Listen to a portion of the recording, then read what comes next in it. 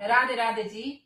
आज दीदी आए रहे ना, ये गाने की फरमाइश कर रहे हैं। दीदी क्या गाना गाना दसा उनको। ब्याही गाड़ी सोना रन झूंझना मतलब। हाँ रंजन का अच्छा कने मेरे भाई रे ना दो पोतू रे एक वार खवे एक पार खवे हाँ कने हुन मैं सोचे रही भई आऊं कदी जे पुजू थी कदी जे जाऊं भाई रे पोतू मतलब दो भतीजू आए हुए दो मुन्ने। हाँ। अच्छा फिर बेटी नो रन झूंझना गाना है ना। हाँ बिठाना रे खातर मैं बधाई गीत गाना है ना। बधाई देने मत बेटा होने पर बधाई गीत गाए थे जे ऐसे गाना तो चलो गाया है।